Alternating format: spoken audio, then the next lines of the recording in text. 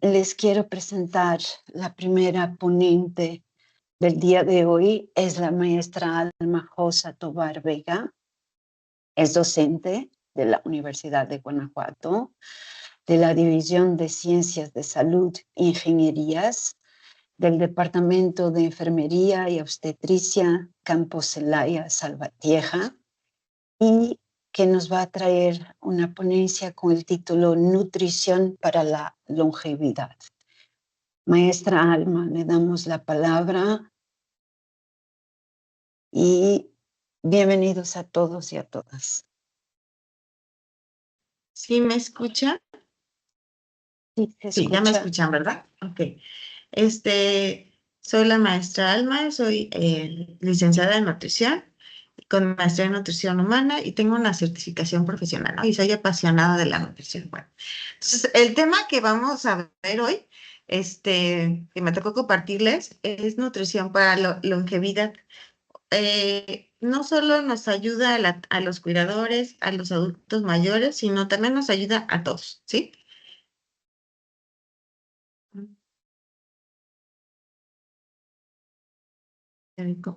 ¿Cómo? Ah, ya vi, perdón.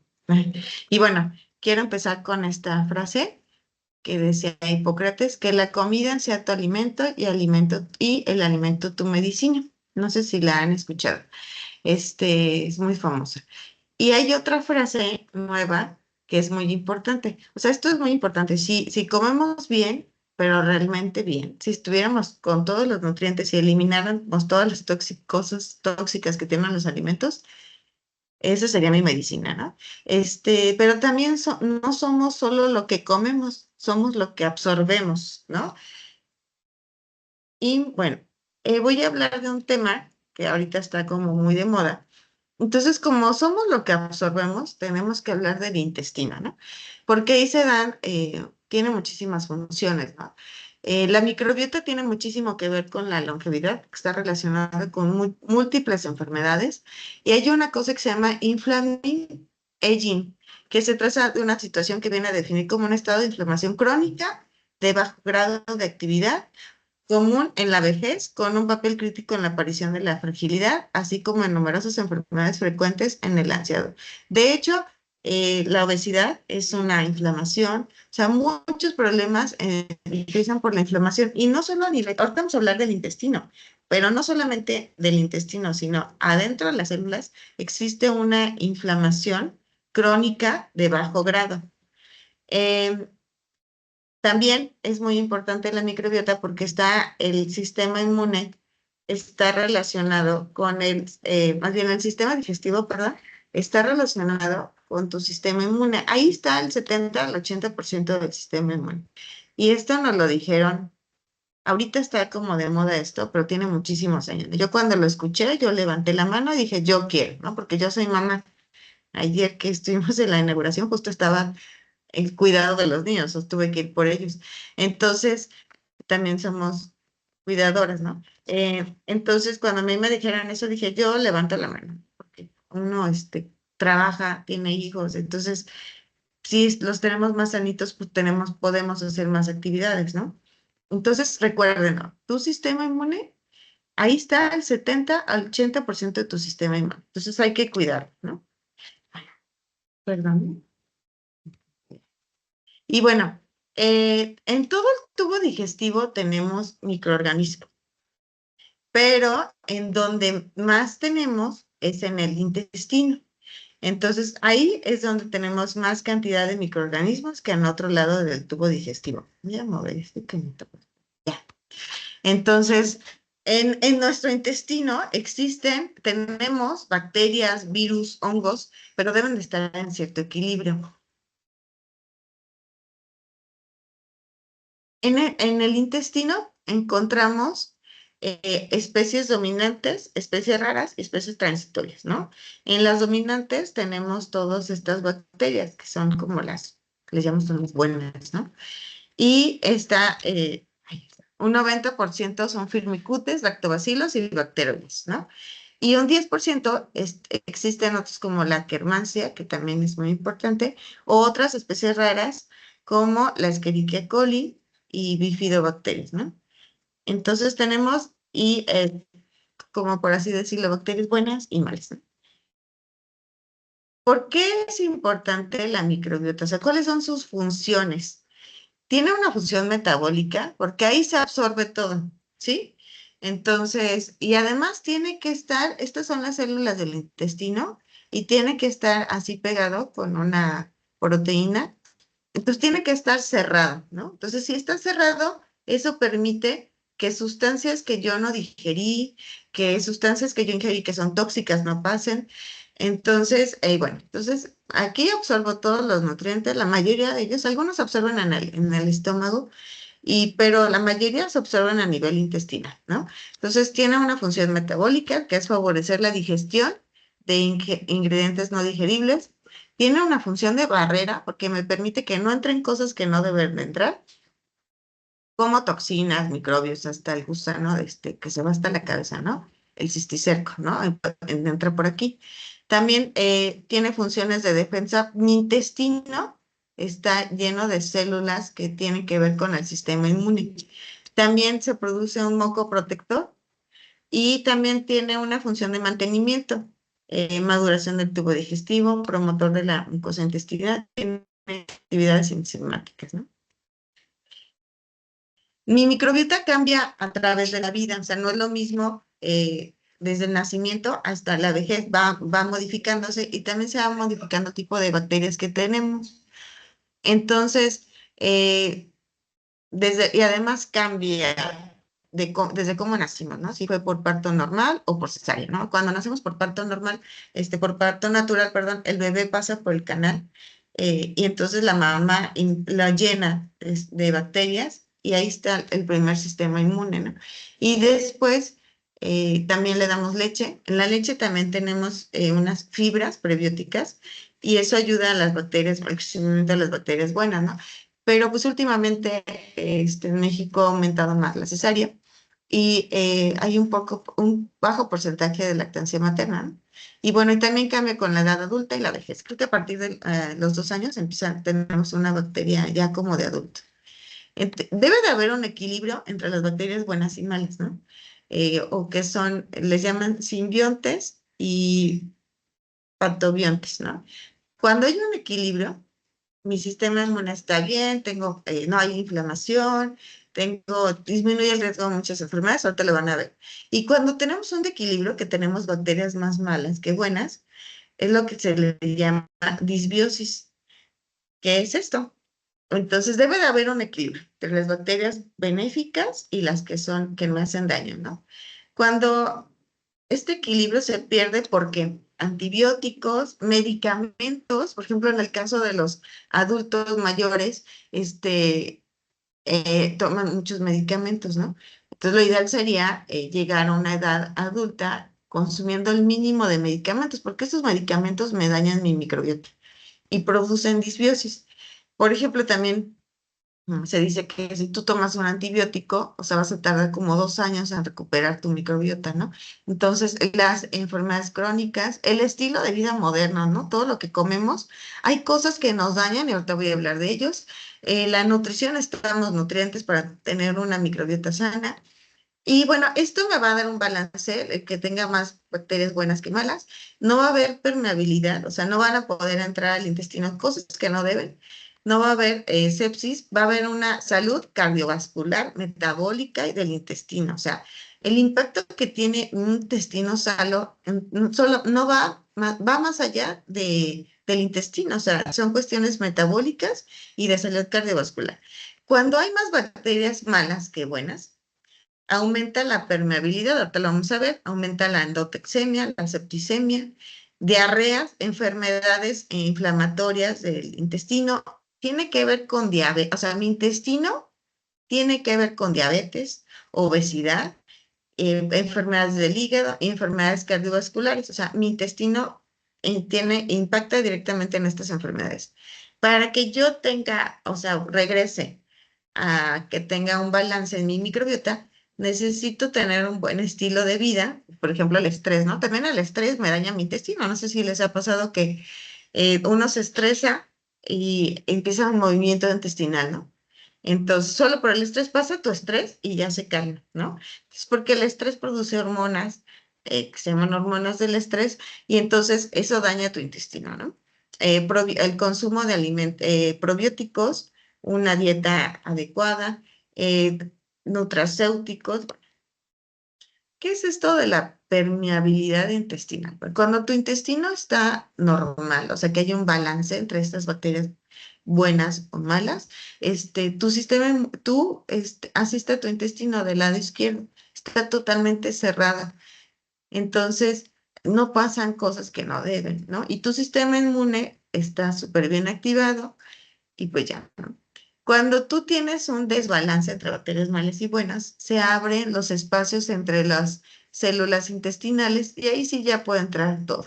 Y esta diapositiva se las puse ya que sé que está en inglés, pero se las puse porque aquí empieza un ciclo inflamatorio, ¿no? Que hay que eliminar. Primero hay que cerrar esto y ya con esto vamos a disminuir la inflamación crónica, ¿no?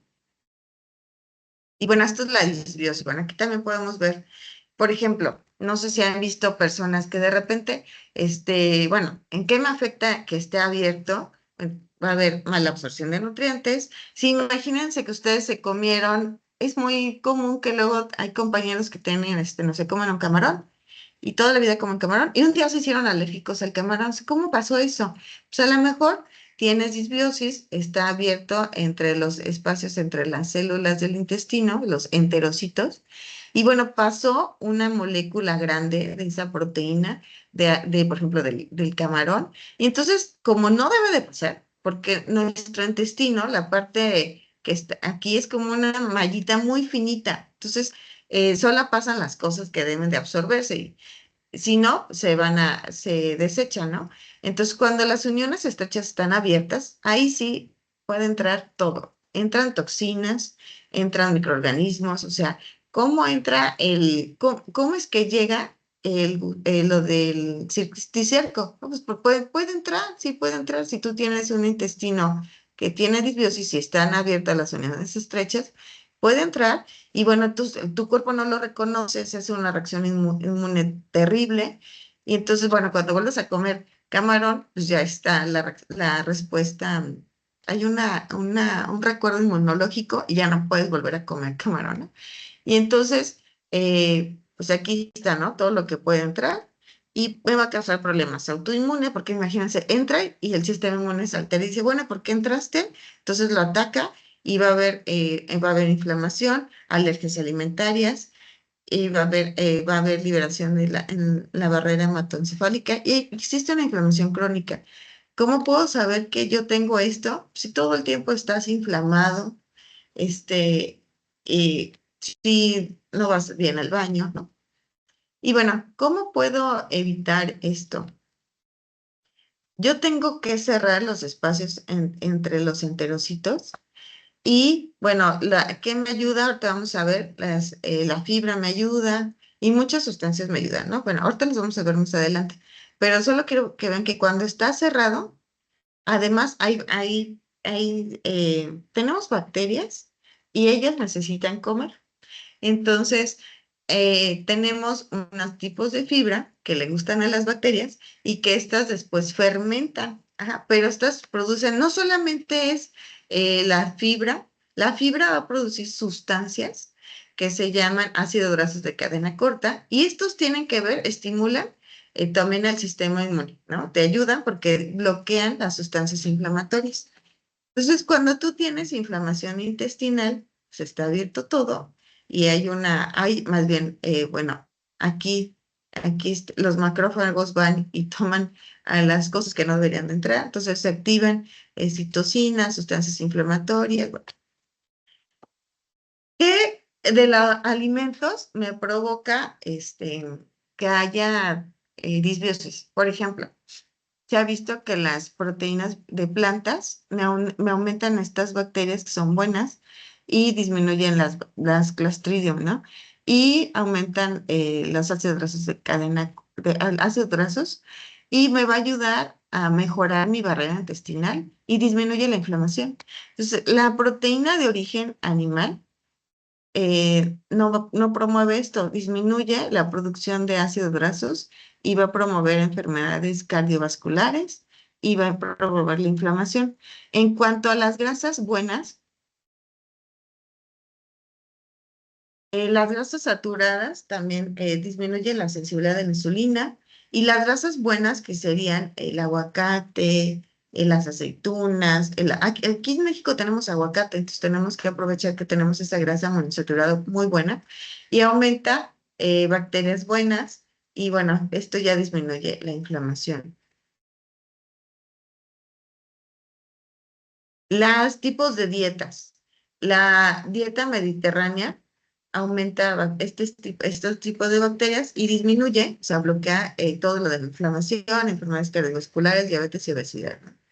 La dieta, me- eh, la Western Diet es pues la dieta de Estados Unidos, que es hamburguesas, papas, todo eso, disminuye estas bacterias y me va a promover inflamación en el intestino, enfermedades cardiovasculares y diabetes, ¿no? Y la dieta también está como de moda lo de la dieta libre de gluten, ¿no? Entonces, esto disminuye estas bacterias y aumenta estas, pero todavía como que no está muy entendido, ¿no?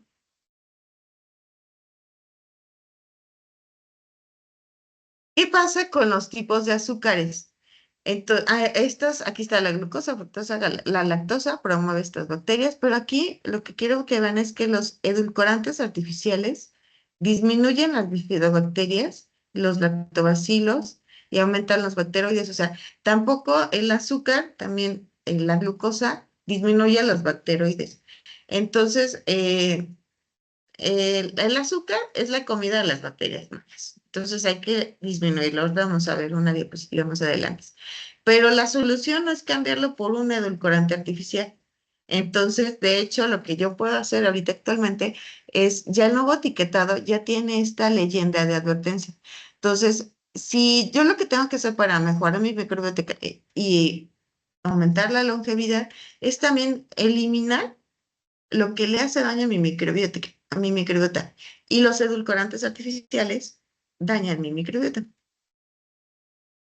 Bueno, también se llama que el intestino es tu segundo cerebro, ¿no? Entonces, porque se producen hormonas, está conectado directamente. Entonces, ay, perdón, un- si tú tienes un buen intestino, pues vas a tener un estado cognitivo y estado emocional normal.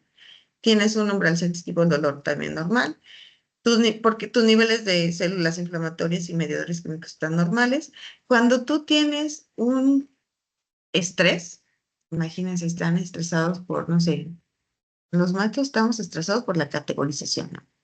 Recategorización, entonces o sea, tenemos hormonas del estrés, eso impacta directamente a tu intestino, entonces, o los chicos por los exámenes, o los cuidadores, porque es estresante estar cuidando a adultos mayores. Entonces, yo tengo que buscar, además de darle lo necesario a mi intestino, buscar bajar ese estrés. Entonces, porque eso va a alterar mi intestino y mi intestino ahora se le llama el segundo cerebro. Entonces, cuando está alterado, que hay disbiosis, me va a impactar, va a haber más estrés, va a haber más enfermedad, va a haber alteraciones del comportamiento, del estado cognitivo emocional, niveles anormales de células inflamatorias y medidores químicos. Bueno, ¿qué nutrientes le tengo que dar a mi intestino? Porque tiene muchísimas funciones y me impacta mi hígado, me impacta mi cerebro, tiene que ver con la obesidad. Entonces, lo que tengo que hacer es darle fibra. Y fibra, bueno, aquí están algunos ejemplos de fibra, fibra soluble, fibra insoluble. Entonces, porque además la fibra, también hay otro tipo aquí, para mejorar lo de la digestión lo que yo puedo hacer con esta fibra, imagínense, no sé, aquí no viene nopal, pero nopal es de lo más rico que tenemos aquí, está dentro de la cosa que se llama dieta de la milpa. Entonces, nopal y frijoles tienen muchísima fibra. Entonces, cuando yo voy a darle, si mi adulto mayor y para mí, ¿no? Para mejorar que no se me suba la glucosa en sangre y todo eso, yo puedo empezar mi comida con fibra.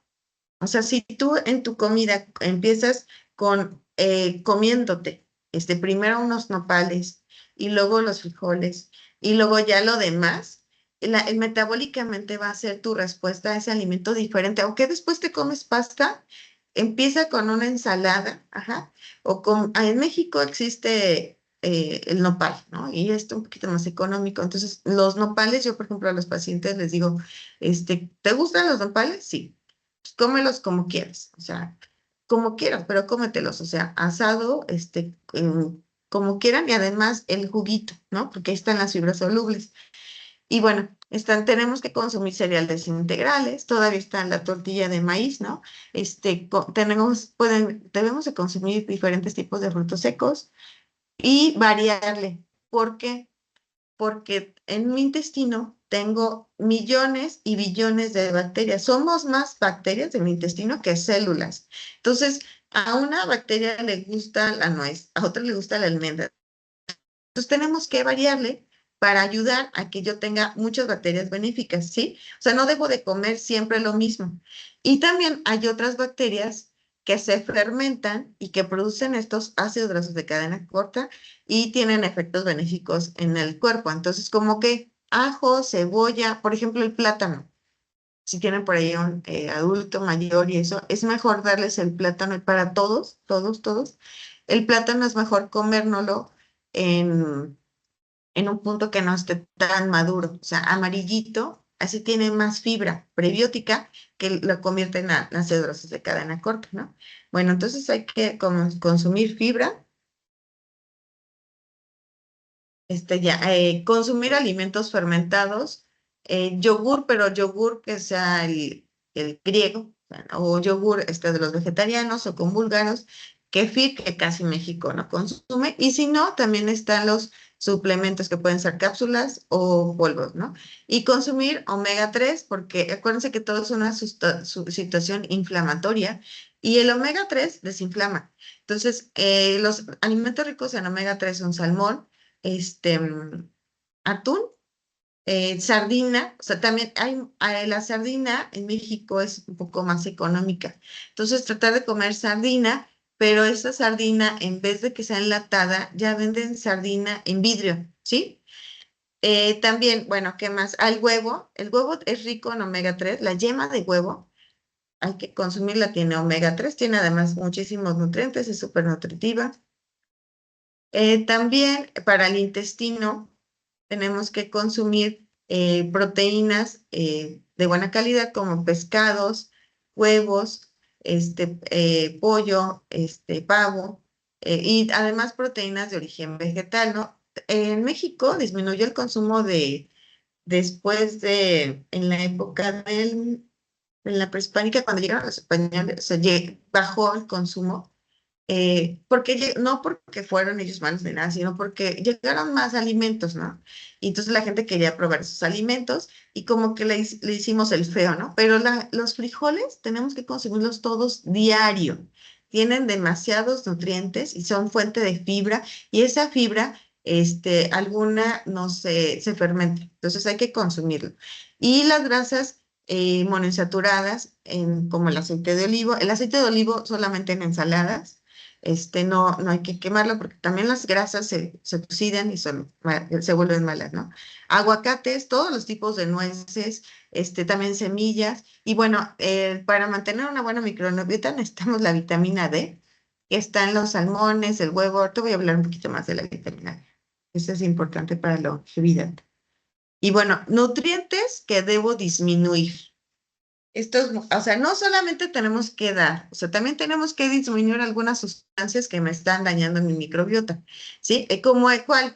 Las grasas omega 6, que es con las que cocinamos, o sea, el aceite, ¿sí? En México se consume demasiado aceite, todos nos gusta frito, capeado, frito, y además lo quemamos, o sea, cuando tú pones el aceite en un sartén y entonces empieza como a quemarse, se llama el punto de humo. Entonces, esa grasa ya está oxidada. Diga, aparte de que este, mm, consumimos mucho, la oxidamos, ¿no? En los aceites normales. Hay otro tipo de grasas que eh, se pueden usar para freír, como el de aguacate. Y bueno, y también el alcohol me daña mi microbiota. La carne roja también está asociada con un incremento de enfermedades de inflamación. Y también no es suficiente con dar alimentos, hay que disminuir o bajar el consumo de los alimentos ultraprocesados, porque estos contienen un montón de aditivos que se ha visto que algunos me dañan mi microbiota. Entonces, todo lo que yo vea que me daña mi microbiota lo tengo que eliminar, ¿no? O disminuir. No es que nunca comamos eso, o sea, es que lo tenemos que disminuir y ya, bueno, el día que se me antoje algo ultraprocesado, pues me lo como, pero no todos los días. De hecho, con los chicos de nutrición lo que estamos haciendo es como regresar a las preparaciones artesanales, porque, por ejemplo, no sé, si yo quisiera hacer un panecito como tipo gansito, este tiene 56 ingredientes. ¿Qué tiene? No sé, o sea, tiene un montón de aditivos, colorantes, todo eso me daña mi microbiota, ¿no? Entonces, ¿qué puedo hacer? Pues hacer un panecito en mi casa, sencillo, con 6 ingredientes. A lo mejor si tiene azúcar, si tiene mantequilla, no pasa nada, pero le quitaste un montón de colorantes, aditivos. Además, los empaques tienen sustancias tóxicas que pasan a los alimentos. Entonces, hay que eliminar para poder mejorar y tener mayor longevidad, ¿no? Entonces, bueno, la que sigue. Y bueno, algunas cosas ya las dije, pero vamos a ver esto después de la microbiota, bueno, ya terminé con eso. Hay algunos alimentos o la dieta de la longevidad que debo de consumir todos los días, las grasas, o sea, buenas, las que hablamos arriba, ¿no? Grasas monoinsaturadas, como diario, diario, los mexicanos deberíamos todos, o sea, adultos, niños, bebés, o sea, bebés que pueden comer, ¿verdad? A partir de un año, debemos de comer grasas buenas, ¿no? Aguacate, aceitunas, la proteína, tenemos que consumir menos proteína. Los carbohidratos tienen que ser carbohidratos menos refinados, o sea, sin alimentos ultraprocesados, o sea, cereales, lo que vimos arriba, cereales integrales, bueno, también las grasas, las nueces, almendras, y bueno, todo esto me lleva en cuanto a macronutrientes, ¿no? Pero hay otros alimentos, por ejemplo, como el azúcar. El azúcar no está relacionado con la longevidad, es todo lo contrario. El azúcar tiene que ver con la resistencia a la insulina. Y la insulina me va a llevar a la inflamación, a daño oxidativo y a disfunción metabólica. Entonces, lo que tengo que hacer es disminuir el consumo de azúcar añadida. O sea, ¿cuál es esa azúcar añadida? La que tú la agregas y le pones a tu licuado, a tu postre. Entonces, hay que disminuirlo. No hay problema con las frutas y verduras para nada porque tienen fibra y actúan diferente. Este es el azúcar añadida, ¿sí? Y disminuir el consumo de proteínas de origen animal y las grasas de origen animal, las grasas, bueno, también estas me causan adiposidad, resistencia a la insulina, disfunción metabólica, las grasas. La resistencia, ya que algo que te cause resistencia a la insulina te va a causar inflamación. Y bueno, también cuando aumentas la insulina te va a causar daño oxidativo. Y todo esto está relacionado con la diabetes, enfermedad cardiovascular, cáncer y enfermedades neurodegenerativas. Y bueno, el azúcar juega un rol central en la señalización, acelera todos los procesos de envejecimiento. Dice que el azúcar te oxida y bueno, y pues no hay que tratar de disminuirla al máximo, ¿no? La glucosa puede contribuir al envejecimiento de los mamíferos, aumentando la liberación de la insulina y activa las vías de envejecimiento, como las que vimos aquí, que era disfunción metabólica, inflamación y oxidación. Entonces nadie quiere eso en su vida, ¿no? Entonces hay que disminuir el consumo. ¿Cómo voy a disminuir el consumo? Pues, ¿en dónde se encuentra esta azúcar añadida? O sea, algunas personas dicen, no, es que la fruta tiene azúcar. O sea, no, o sea, ¿qué vas a comer? Si no comes fruta y verdura, además la fruta la tienes que dejar como un postre. O sea, al final de tu comida te comes la fruta. Primero la verdura, por ejemplo, frijoles, les digo que es muy bueno. Proteína buena, como el huevo. El huevo es de las mejores proteínas que existe, tiene muchísimos nutrientes. Y al final, tu fruta, ¿sí? Si vas a hacer algún licuado de fruta, que se quede la fibra, ¿sí? Como los licuados verdes. Los licuados verdes son más verduras, ¿no? Entonces, ¿cuál es el problema del azúcar? Que en México consumimos mucha azúcar añadida, o sea, está en los alimentos ultraprocesados. Entonces, ¿cuáles son esos alimentos ultraprocesados? Pues las bebidas, lo de la comida rápida, por ejemplo, hay chocolatito en polvo, no, si quiero cacao, que es muy bueno, tiene muchos antioxidantes, compro un cacao con no, 80% de cacao y sin azúcar, ¿no?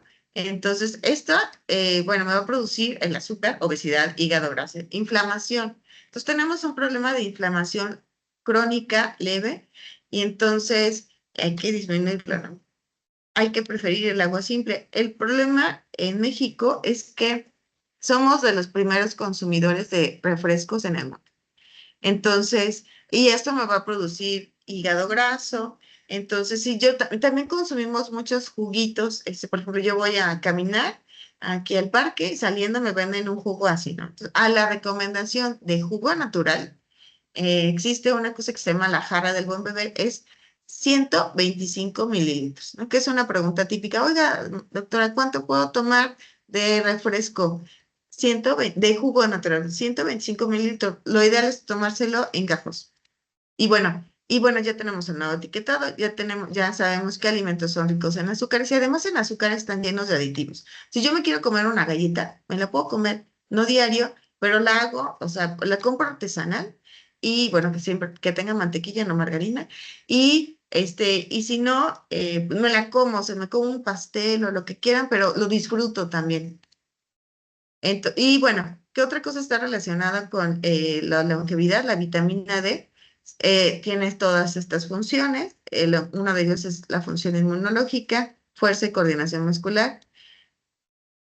Fíjense, en un estudio de 9 años, vieron que las concentraciones en sangre de vitamina D fueron examinadas con relación con la mortalidad. Entonces se sugirió que un aumento en la mortalidad por todas las causas con una disminución en las concentraciones de vitamina D. O sea, tenemos un problema de deficiencia de vitamina D en el mundo y se demuestra que casi el 50% de la población mundial presenta niveles bajos de vitamina D. También en México. En México, bueno, aquí están las estadísticas, no los voy a leer todos, no los voy a ir a los...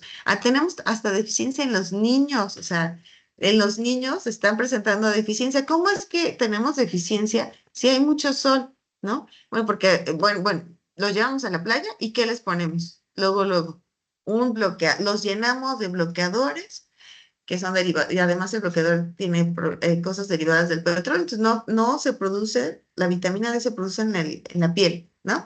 Entonces, de los niños en etapa preescolar encontraron que en México ya hay deficiencias.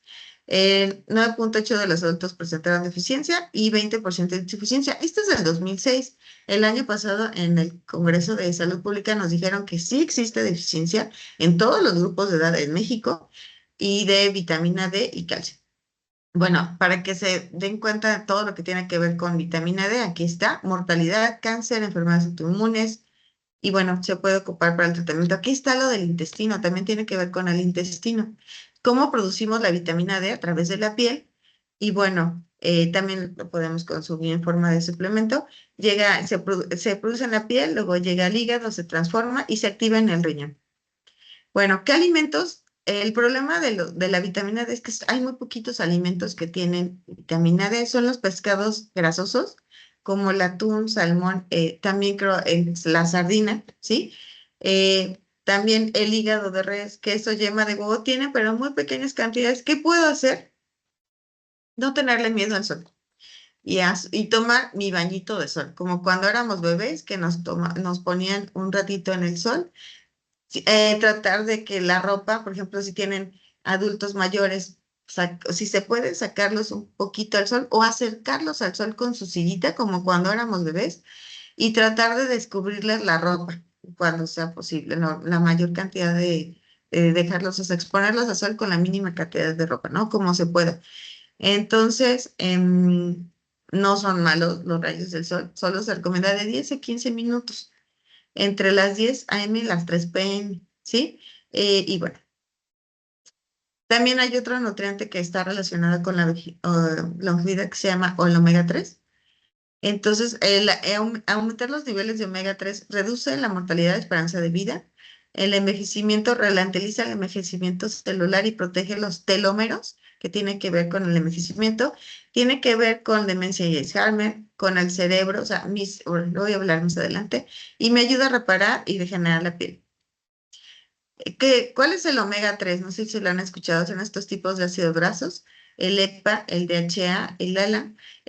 Tenemos unos omega 3 que vienen que no son de aguas frías, ¿no? De algunos alimentos, pero este se tiene que convertir en DHA, entonces lo mejor es consumir DHA a partir de alimentos grasosos, como otra vez, atún, salmón, pero pues el salmón es muy caro, y la sardina. Eh, ¿Se acuerdan que nosotros en México consumimos demasiado omega 6? Muchísimo, que son los aceites. Entonces, si yo como mucho omega 6, metabólicamente voy a bloquear al omega 3. Entonces, si yo consumo, aquí hay unos alimentos que son, creo que la linaza y también la chía tienen omega 3, pero tienen ácido alfa-lipoico. Y tiene que pasar toda esta vía metabólica para llegar a esta sustancia que se llama EPA y DHA. Estos ácidos grasos son los que producen sustancias antiinflamatorias. En México casi no comemos omega 3, entonces nuestra inflamación está más mi dieta, la dieta mexicana es como más proinflamatoria. Entonces tenemos que consumir más omega 3. Ajá. ¿Cuáles son las funciones? Ya los dijimos. Tiene que ver con el ojo, la retina, el cerebro, los espermatozoides. Aportan calorías para el organismo. Tienen un montón de funciones en el corazón, vasos sanguíneos, pulmones, sistema inmunitario. Y el DHA es el que, o sea, aunque tú comas chía, no sé, lo que tiene que pasar por toda la vía metabólica y convertirse en DHA. Si tú comes salmón, los tres que les dije, sardina, directamente te va a dar DHA y eso te ayuda a tu salud cerebral. Nuestro cerebro está hecho de grasa, ¿no? Entonces yo tengo que darle grasas buenas y omega 3 para que yo tenga un buen desarrollo cerebral. Entonces, el DHA ayuda a prevenir enfermedades neurodegenerativas como el envejecimiento, la demencia y el Alzheimer. También tiene que ver con lo de la retina. Está presente en grandes cantidades en la retina, la parte del ojo que permite ver en diferentes condiciones de luz. También me ayuda a mi salud cardiovascular. Cuando tú consumes omega 3 en alimentos, reduce los triglicéridos, el riesgo de arritmias, la acumulación de placas y ayuda a bajar la presión arterial. Y también tenemos un problema de inflamación crónica, celular. Entonces, el DHA ayuda a reducir la inflamación. Las fuentes alimenticias, entonces, son pescados y mariscos de aguas frías, como salmón, caballa, atún, gánicas y sardinas. En México es muy económica la sardina, entonces deberíamos estar todos consumiendo sardinas. Las nueces como semillas, linaza de chía, acuérdense que estos son el ALA, este ácido graso que todavía se tiene que convertir, y bueno, hay algunos aceites. El omega 3 me ayuda a disminuir los eventos cardiovasculares, disminuye los infartos, enfermedad de Alzheimer, demencia, función cognitiva, degeneración macular senil. Otros beneficios es que cuando tú consumes omega 3, se vio que en las personas de 65 a 98 años de edad disminuye el riesgo de presentar enfermedad cerebrovascular durante 12 años.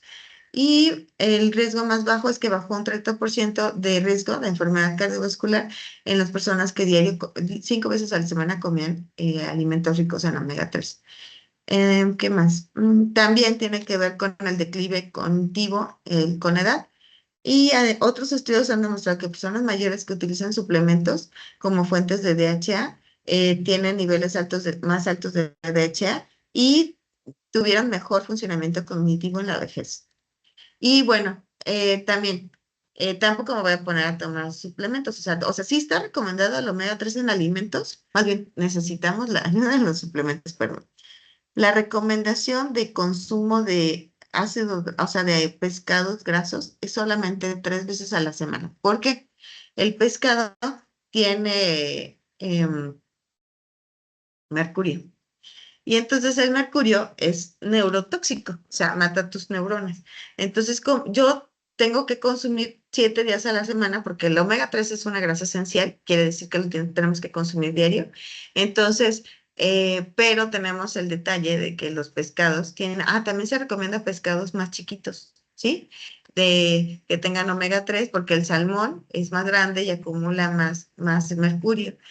Y entonces no puedo estar comiendo todos los días atún, que es una práctica que luego hacen en los gimnasios, porque tiene mercurio y el mercurio es neurotóxico, o sea, es tóxico para tus neuronas, para el cerebro. Ujú. Entonces ahí, en este tema de omega 3 sí se recomienda la suplementación, pero volvemos a lo mismo. El suplemento de omega 3 está hecho de pescados. Entonces tengo que escoger un suplemento que sea libre que sí haya sido probado. En Estados Unidos hay organismos que evalúan todos los omegas y te dicen cuál es libre de mercurio y cuál no. O sea, los aprueban y los evalúan. Y preferentemente que esté en el PLM. Cualquier producto que ustedes busquen que les quieran vender de omega 3, hay una página que se pone PLM, lo buscan y si no está en el PLM, no te asegura que, en el PLM te aseguro que traiga lo que dice y que no traiga otra cosa más, ¿sí? Y entonces son más estrictos. Y pues ya. No sé si tienen alguna pregunta, duda, comentario. Es muchísima información.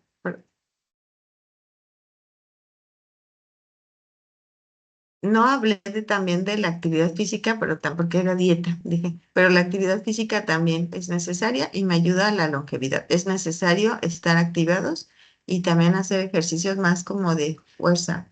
Y aunque yo esté en casa, no necesito meterme a un gimnasio, hacer como con pesitas, botellitas, o sea, hay que recuperar la fuerza. A ver aquí, creo que en el chat, ¿verdad?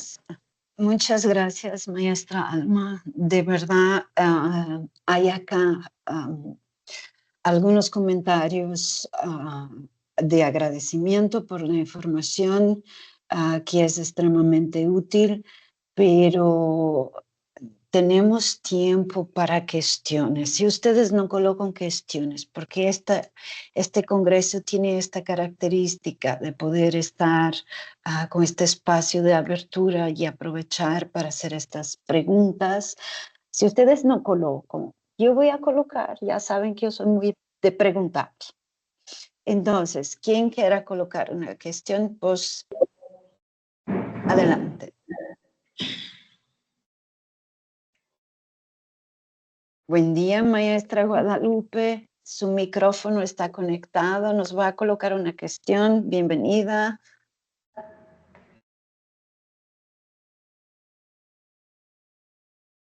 No.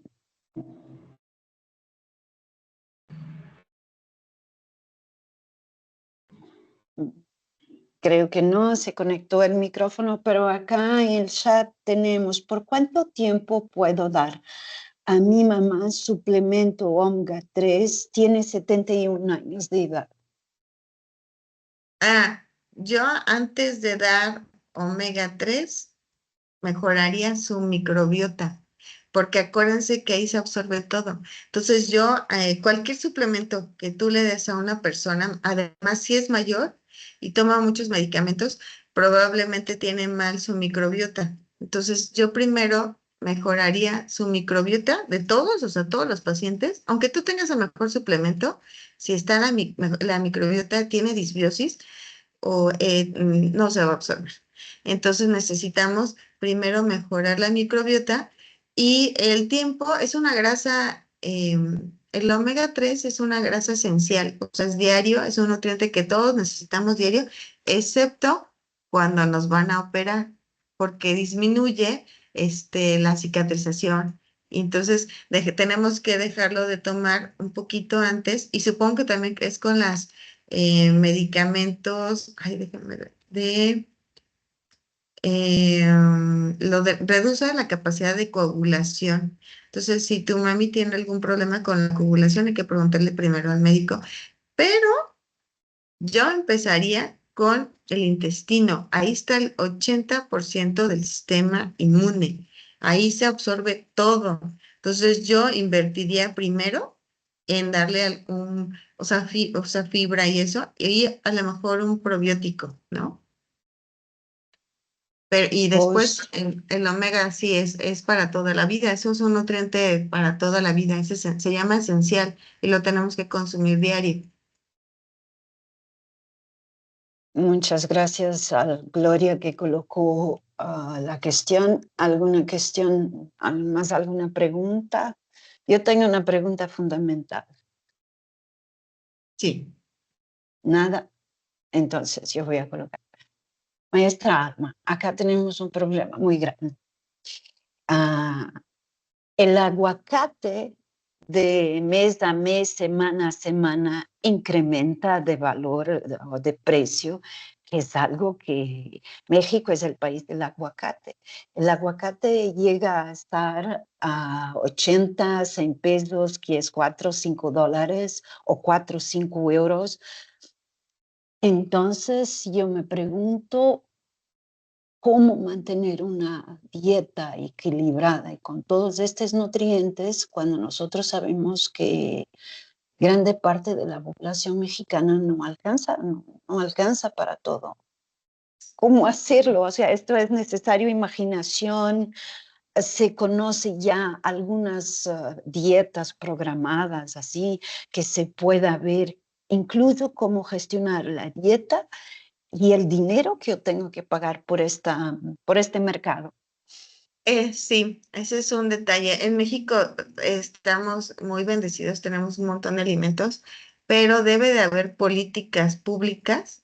O sea, una se llama sistema alimentario. O sea, nosotros ya sabemos qué alimentos nos ayudan, ¿no? Entonces, el gobierno tendría que crear un sistema alimentario donde favorezca la producción en el sistema agropecuario, bueno, agricultura, perdón, donde ellos, pues apoyen a la producción de aguacate, eso para que los precios bajen. Eso es lo que yo también estoy peleando porque sí está muy caro. Yo lo que hago es, y además también está caro en el mercado, o sea, tenemos un problema social ahorita.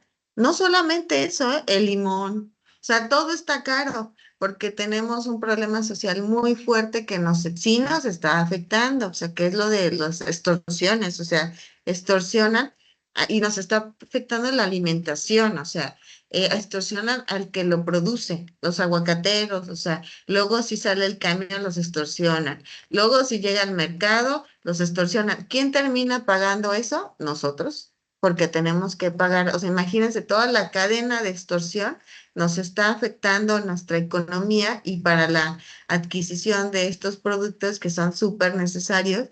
Yo lo que hago es que yo siempre ando cachando ofertas, ¿no? O sea, por ejemplo, sí, lo ideal sería comprarlo. Lo ideal siempre en políticas públicas era ir al mercado. Eso era lo ideal. Pero ahorita estamos rebasados con el problema económico y el social que estamos viviendo.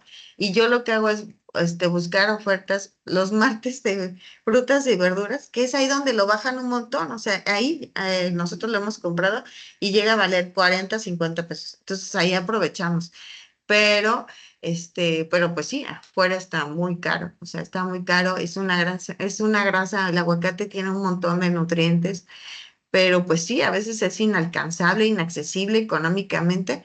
Entonces yo lo que hago y con mis pacientes es eso, buscar las ofertas, o sea, y donde no les pegue la extorsión. Entonces, es que ese es un problema que tenemos. Y políticamente, se llama políticas públicas, se supone que México, o sea, sí hemos avanzado políticamente, o sea, en cuanto a nutrición, o sea, porque ya se hizo el etiquetado, ya, o sea, ya podemos ver esto de los edulcorantes, ya tú ya sabes qué alimento trae edulcorantes, lo único que tienes que hacer es no consumirlo, o cuando lo vas a consumir que sea así súper rara vez porque te daña tu microbiota.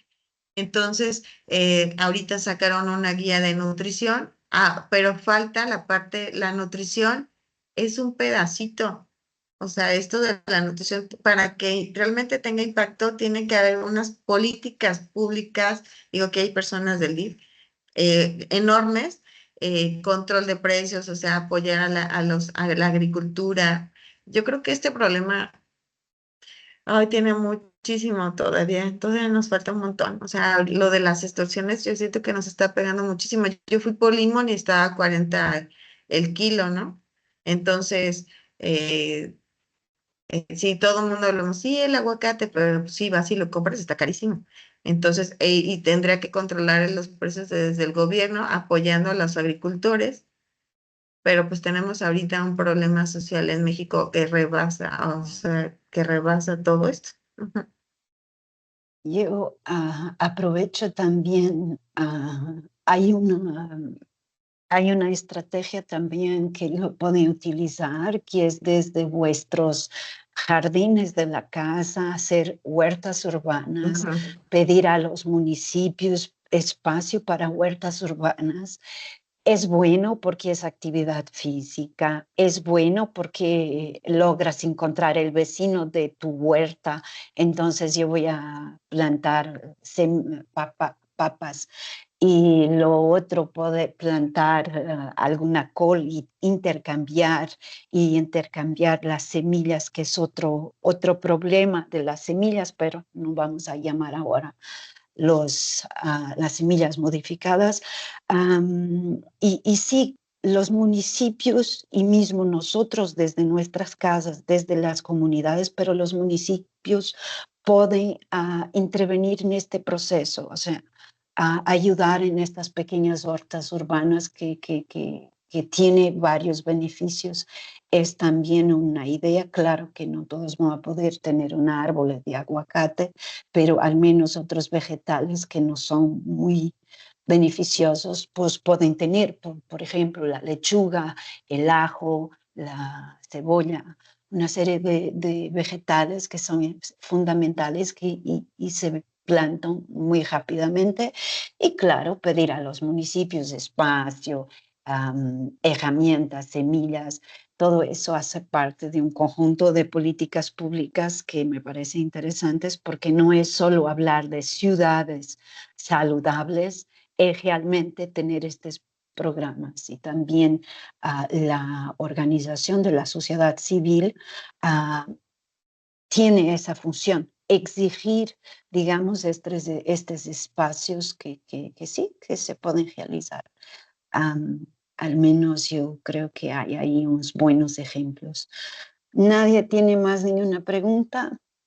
En cuanto a lo O- que dices, sí es cierto. De hecho, en los países, hay unos programas en Netflix donde dice las áreas azules y eso hacen, o sea, y sí existe, aquí hay alguien por aquí del DFI.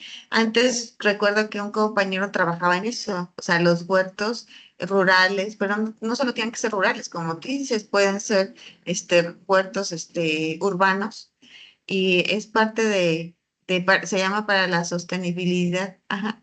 Y también ahí es donde pueden cultivar algunas frutas y verduras que no son tan difíciles como lo que se llama lo de la dieta de la milpa, ¿no?